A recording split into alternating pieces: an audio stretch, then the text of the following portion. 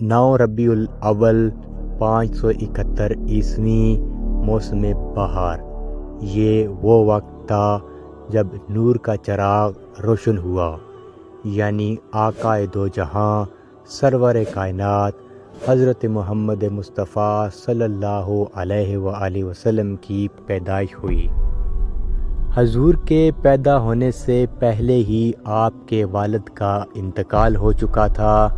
دوسرے دن آپ کے دادا آپ کو خانہ کعبہ لے کر گئے اور آپ کے لیے دعا فرمائی۔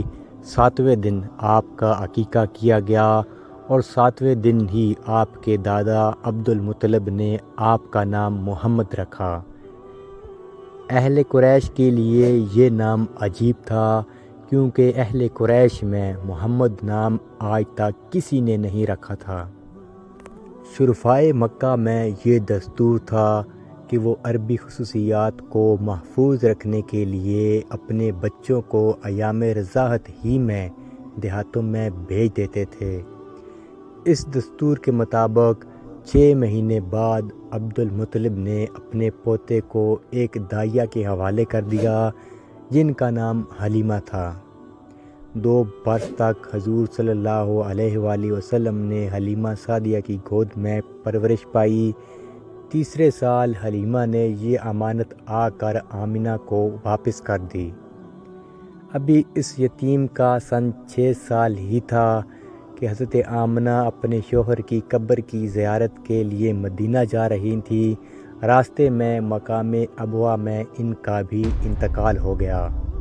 یتیم بچہ 6 ہی برس کی عمر میں ماں کی محبت سے بھی محروم ہو گیا۔ آپ کے دادا عبد المطلب کو شروع سے ہی آپ کے ساتھ بہت زیادہ محبت تھی، لیکن آپ کی والدہ کے انتقال کے بعد یہ محبت مزید بڑھ گئی۔ آپ ہر وقت اپنے پوتے کو ساتھ رکھتے، ایک پل کے لیے بھی آنکھ سے اوجھل نہ ہونے دیتے، لیکن یہ سایہ شفقت بھی زیادہ دنوں تک قائم نہ رہ سکا اور آپ کی والدہ کے انتقال کے 2 سال بعد ہی آپ کے دادا عبد المطلب کا بھی انتقال ہو گیا۔ انا للہ و انا الیہ راجعون۔